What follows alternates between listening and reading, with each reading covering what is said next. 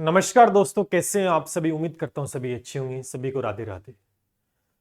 दोस्तों, एक बड़ा अपडेट जो कि आपने देख लिया होगा, ताजा और बिल्कुल फ्रेश अपडेट दोस्तों, सिलेबस में बदलाव को लेकर है। राजस्थान कर्मचारी चयन बोर्ड सिलेबस में करेगा बदलाव और परीक्षाएं काफी सारी हैं। रीट आती है, पटवार आने वाली है, वीडियो भी है, पशु परिचय चल रही है, एलडीसी आने वाली है, जूनियर अकाउंटेंट है, संगणक है, सीईटी भी है और भी बहुत सी परीक्षाएं हैं जो कर्मचारी चयन बोर्ड है वो आज आयोजित करवाते हैं। अब बदलाव की स्थिति आ चुकी है और स्टूडेंट एक बार फिर से उसी मोड़ पर जहां से वो शुरू हुए थे कि सर सिलेबस पूरा कवर कर लिया है, अब क्या करें, बदलाव होगा। जैसे नए जिले बने तो राजस्थान में सारी किताबें, सब कुछ मैटर बिल्कुल नया हो गया है ना, जीरो से शुरुआत करनी पड़ी। तो सिलेबस में बदलाव को लेकर दोस्तों बातें चल रही हैं और बढ़िया तरीके से दोस्तों अपडेट होने की संभावना 100% है। क्या इसके बेनिफिट्स होंगे, क्या इसके नुकसान है, इस पर इस वीडियो में चर्चा करेंगे। तो सभी साथी सब्सक्राइब कर लीजिएगा चैनल को, लगातार अपडेट आपको मिलता रहेगा और टेलीग्राम को याद से ज्वाइन कर लेना, वहां पर आपको इंस्टेंट हर चीज का अपडेट मिलता रहता है। आज का ही मैं अपडेट आपको दिखा रहा हूं जो कि ऑफिशियल भास्कर के द्वारा है, 28 तारीख का। देखो 28 तारीख 2023 का बड़ा फैसला है कि नई भर्तियों में सिलेबस में होगा बड़ा बदलाव। पहले से चल रही भर्ती में कोई परिवर्तन नहीं, बोर्ड करेगा सिलेबस में। अब सबसे बड़ा इशू था कि सर नई भर्तियां, पुरानी भर्तियों, किस में सिलेबस चेंज होगा। पहली बात तो मैं ये क्लियर करना चाहता हूं कि राजस्थान जो कर्मचारी चयन की बोर्ड की जो वैकेंसीज है वो ऑलमोस्ट सभी के अंदर बदलाव होने की संभावना है। लेकिन अब किस में होगा, अब हाल फिलहाल में ऐसी भर्तियां जिनकी विज्ञप्तियां जारी हो चुकी हैं, जिनके पेपर होने हैं, उनमें बदलाव नहीं होगा। यह बात मैं पहले ही कट कर देता हूं। आगामी नई भर्तियां होंगी, जब भी आगामी दौर में ये दोबारा से आएंगी तब इनमें बदलाव होने की संभावना 100% रहेगी। लेकिन अब नहीं होगा क्योंकि इनकी विज्ञप्तियां जारी हो गई है। मिस्टर आलोक राज ने इस बात को स्पष्ट तौर पे बोला गया है। ये देखो, मैं हर एक पहलू पर बात करूंगा। देखो, कमेटी की रिपोर्ट के अनुसार ये कह रहे हैं कि अध्यक्ष जो हैं कर्मचारी चयन बोर्ड के आलोक राज जी, उन्होंने कहा कि जिनके सिलेबस में कोई बदलाव नहीं होगा, यानी जिनकी भर्तियां विज्ञप्ति पहले से जारी हो चुकी है। ये भ्रम दूर हो गया। स्टूडेंट घबरा जाते हैं कि सर क्या होगा। सुबह ही मुझे 2-3 व्हाट्सएप पे मैसेज आए थे, कॉल आ गए, सर सिलेबस में बदलाव होगा, सर हमने वो पढ़ा था, वो क्या होगा क्या नहीं होगा। ऑब्वियस सी बात है, चिंता का विषय बनता है। लेकिन जिनका एग्जाम संगणक है, सूचना सहायक है, जूनियर अकाउंटेंट है, इवन पशु परिचय की विज्ञप्ति भी जारी हो चुकी है। भाई साहब, पशु परिचय की विज्ञप्ति भी जारी हो चुकी है। तो निश्चित रूप से जिस बात को यहां रखा गया कि जिन भर्तियों की विज्ञप्तियां जारी हो चुकी है ना, उनमें कोई बदलाव नहीं होगा। तो फिर बदलाव किस में होगा भैया। रीट आने वाली है, एलडीसी आने वाली है, पटवार आने वाली है, बीडीओ आने वाली है और भी बहुत सी भर्तियां हैं, रोडवेज की भर्ती आने वाली है ना। बहुत सी भर्तियां जो ये बोर्ड आयोजित करवाता है, अब उनमें बदलाव की संभावना 100% है। स्पष्ट बोला गया है, इस बात को समझना। देखो, अब क्यों बदला जा रहा है, ये सबसे बड़ी बात है। बदलने का रीजन भी है और यहां पर स्टूडेंट को फायदा होगा बदलने से। क्यों होगा, देखो कई बार सिलेबस दे देते हैं लेकिन सिलेबस बिंदुवार नहीं होता है। पहला फायदा तो कि सिलेबस टू द पॉइंट ना होने की वजह से स्टूडेंट ये नहीं समझ पाता है कि कितना पढ़ना है, कितने लेवल का पढ़ना है, कहां तक पढ़ना है, जिसकी वजह से क्वेश्चन पेपर के अंदर कहीं से भी पूछ लिया जाता है, जिसके चलते स्टूडेंट नहीं कर पाता है। तो सबसे बड़ा यह फायदा कि बिंदुवार सिलेबस जारी होगा। जो भर्ती आने वाली है जिसकी विज्ञप्ति जारी नहीं हुई, जिसकी जारी होगी उसमें कोई छेड़छाड़ नहीं होगी, वो तो उसी पैटर्न पर तैयारी करें। जब ये भर्ती दोबारा से आगे आएंगी तब इनमें बदलाव कर दिया जाएगा। हाल फिलहाल में जिनकी विज्ञप्तियां जारी हो चुकी उनमें बदलाव की संभावना 100% नहीं है। लेकिन जिनकी विज्ञप्तियां रीट की आने वाली है, एलडीसी आने वाली है ना, रीट मुख्य परीक्षा है, एलडीसी आने वाली है, पटवार आने वाली है, वीडियो आने वाली है, रोडवेज की आने वाली है और भी वैकेंसीज हैं आने वाली है, उनमें बदलाव की संभावना 100% है। खुला बोल दिया यहां पर। और बदलाव होना भी स्वाभाविक सी बात है। मैंने पहला पॉइंट रखा कि कुछ बहुत सी ऐसी भर्ती जिनमें सिलेबस देते नहीं है, मैथ लिख दिया, जैसे पशु परिचय में गणित लिख के छोड़ दिया, विज्ञान लिख के छोड़ दिया।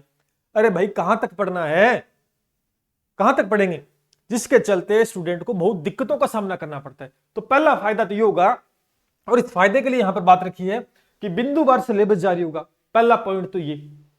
दूसरी बात, सिलेबस भी जारी हो जाए, बिंदुवार भी जारी हो जाए, लेकिन हमें यह नहीं पता होता स्टूडेंट को कि किसका कितना वेटेज है, किस बिंदु का कितना वेटेज है, जिसके चलते स्टूडेंट कौन सा वेटेज कितना कम पढ़ लेता है, कौन सा ज्यादा पढ़े, ये समझ में नहीं आता। कई बार ऐसा होता है कि सिलेबस के अंदर बहुत सी चीजें दी होती है, लेकिन पेपर में वहां से प्रश्न नहीं बनता, पेपर में वहां से प्रश्न नहीं बनता और स्टूडेंट उसको घोट के पी के जाता है, लेकिन पेपर में प्रश्न नहीं आता। और यह बात हुई थी रीट के अंदर, रीट मुख्य परीक्षा हुई थी, उसमें शैक्षिक प्रदर्शन से प्रश्न नहीं बना था साइंस वालों के लिए। अब क्या करें, खूब पढ़ के गए थे लेकिन वहां से प्रश्न नहीं आया, कितनी बड़ी बात है। तो यह भी एक समाधान होगा कि हमें पता होगा ये 5 नंबर का बिंदु है, ये 2 नंबर का है, ये 1 नंबर का है, पूरा सीक्वेंस वाइज बिंदुवार सिलेबस जारी होगा, बिंदुवारी अंक डिसाइड होंगे। तो इसका कितना बड़ा फायदा है, मुझे पता लग जाएगा ये टॉपिक 10 नंबर का है तो मैं उसको ज्यादा पढ़ूंगा, ये टॉपिक 2 नंबर का है तो उसको मैं थोड़ा कम देखूंगा, अगर वो आसान है तो ठीक है, कठिन है तो 2 नंबर वाले को छोड़ने का प्रयास करूंगा, 10 नंबर वाले पर फोकस करूंगा। तैयारी को और मजबूती मिलेगी। 2 नंबर ये सबसे बड़ी बात है ना। और तीसरी सबसे बड़ी बात, एक्स्ट्रा कुछ भी नहीं पढ़ना। कई बार सिलेबस में चीजें होती नहीं है, सिलेबस से आउट ऑफ सिलेबस प्रश्न बन जाते हैं, फिर चिल्लाते रहते, कुछ नहीं होता, रिजल्ट जारी होकर खत्म हो जाती कहानी। अब सिलेबस जारी होगा, बिंदुवार जारी होगा, बिंदुवार अंक डिसाइड होंगे, उसके बाद में प्रश्न बाहर नहीं जाएगा, क्योंकि सिलेबस के अंदर जितना है ना उतना ही हमें पढ़ना पड़ेगा, एक्स्ट्रा कतई नहीं पढ़ना। कई बार टीचर क्या कर लेते हैं कि पढ़ाना इतना सा होता है लेकिन उसको पढ़ा देते हैं 1 घंटे का, ये सोचकर कि यहां से भी बन सकता है, यहां से भी बन सकता है, वहां से भी प्रश्न बन सकता है। अब यहां से वहां से बनने का झंझट खत्म हो जाएगा नई परीक्षाओं में। बहुत बढ़िया बात है, ये स्टूडेंट को फायदा मिलेगा। तीसरी सबसे बड़ा फायदा मैंने बताया। चौथा सबसे बड़ा फायदा क्या है कि छोटी परीक्षा है बड़ी परीक्षा कोई मतलब नहीं है, सिलेबस ऐसे इतना वाइड दे देते हैं, कोई मतलब नहीं। तो सिलेबस भी परीक्षा के अनुसार होगा, सिलेबस भी परीक्षा के अनुसार होगा। छोटी परीक्षा उसके लिए सीमित सिलेबस, बड़ी परीक्षा उसके लिए थोड़ा सा बड़ा सिलेबस, ये भी फायदा मिलेगा। ये चौथा फायदा मैंने आपको बताया। पांचवा फायदा क्या होगा, सबसे बड़ा फायदा पांचवा ही है। कुछ ऐसी परीक्षाएं हैं जिसमें सब्जेक्ट का कोई लेना देना नहीं होता, जहां मैथ का कोई काम ही नहीं है उसमें मैथ लगा दी, जहां रीजनिंग का कोई काम नहीं है वहां रीजनिंग लगा दी, कहा इंग्लिश का कोई काम ही नहीं है वहां इंग्लिश लगा छोड़ दी, और कोई मतलब ही नहीं है। इसलिए जो परीक्षा जिस पैटर्न पर है, जिस प्रकार से परीक्षाएं हैं, उसके अंदर उसी प्रकार के सब्जेक्ट डाले जाएंगे। कई बार जो सब्जेक्ट देना होता है उसका वेटेज कम होता है और एक्स्ट्रा सब्जेक्ट देकर उसका वेटेज बढ़ा दिया जाता है, जिसके चलते स्टूडेंट की माथापच्ची ज्यादा हो जाती है, कोई मतलब नहीं होता उसमें। ये सबसे बड़े फायदा रहेगा। तो ये 5 फायदे मैंने आपको गिनाए जो स्टूडेंट को आगामी परीक्षा में होने वाले हैं भाई साहब। और आप भी अपने कमेंट सेक्शन के अंदर प्रतिक्रिया देनी है, क्या आप सिलेबस में बदलाव से सहमत हैं और सिलेबस के अंदर किस प्रकार की और बदलाव होने चाहिए, वो आप कमेंट सेक्शन में रख सकते हैं। क्योंकि कर्मचारी बोर्ड ने सुझाव मांगे हैं कि सिलेबस में क्या क्या होना चाहिए, जो बातें सामने आई है उसी को ध्यान में रखते हुए बदलाव कर रही है। ये सबसे सुनहरा मौका है इस बार तैयारी करने का, जो भी एग्जाम आए, क्योंकि सिलेबस टू द पॉइंट आएगा, बढ़िया आएगा, वेटेज पता होगा, सब कुछ पता होगा, तैयारी उसी के अनुरूप करनी होगी। अब एक्स्ट्रा कुछ नहीं पढ़ना, हम पढ़ते रहते हैं, हमें यही नहीं पता कि आएगा कहां से प्रश्न। टीचर भी कंफ्यूज, बच्चे कंफ्यूज, और बोर्ड पेपर बनाकर फिर सबको कंफ्यूज कर देता है। ये सबसे बड़ा फायदा होगा। तो यहां पर देखो, राशन कर्मचारी जरिए होने वाली भर्ती परीक्षा सिलेबस में बड़े बदलाव की तैयारी दोस्तों हो चुकी है। सिलेबस पर समीक्षा चल रही है, लगातार बिंदु पर बात हो रही है, क्या किया जाए क्या नहीं किया, पूरी टू द पॉइंट एग्जाम को देखकर ही। और यहां पर सबसे ज्यादा फोकस किस पे किया जाएगा, ये सबसे बड़ी बात है।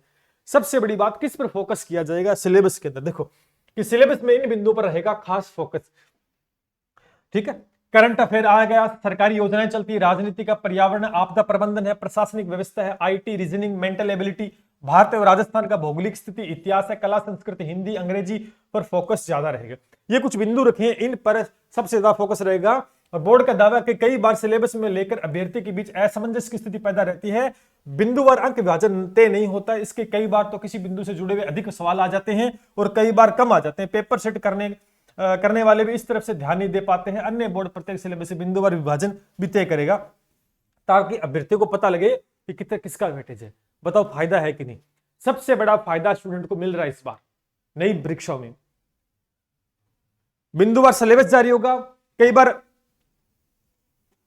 जिस टॉपिक का कोई मतलब उन्हीं से ज्यादा प्रश्न बना दिए, किसी से कम बना दिए, मतलब खिचड़ी बना देते हैं। भैया अब खिचड़ी नहीं बनेगी। ये सबसे अच्छा अपडेट मुझे लगा। और जल्द से जल्द सरकार नई परीक्षा करने वाली है, चाहे रीट है, एलडीसी है, पटवार है, जो भी है। लेकिन जो विज्ञप्ति जारी हो गई ना, अच्छा एक और पशु परिचर का हो सकता है कि विस्तृत सिलेबस जारी किया जाए। सिलेबस में बदलाव न कर, चलो बदलाव नहीं करेगा, लेकिन सिलेबस जारी कर दें, क्योंकि उसमें साइंस दे दी, मैथ दे दी, राजस्थान जीके दे दिया, टॉपिक दिए ही नहीं। अब कितना पढ़े बच्चे, कितना पढ़ाएं बताओ। मैथ का कोई अंत है क्या? जीरो से लेकर अर्थ से फर्स्ट तक कितना ही पढ़ लो, टॉपिक बहुत सारे हैं।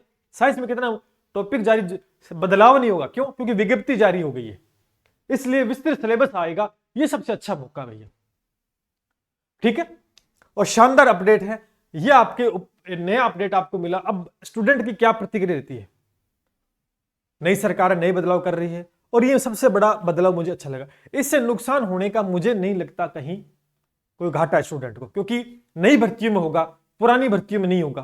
तो ये सबसे बड़ा फायदा है कि कुछ जीरो से ही, नई भर्तियों में जीरो से ही तैयारी करोगे आप, तो है ना, जीरो से। आगामी रीट आने वाली है, मुख्य परीक्षा होगी, पटवार है, एलडीसी है, जो भी इस बोर्ड के द्वारा होगी, तो सबसे बड़ा फायदा इस बार स्टूडेंट को मिलेगा।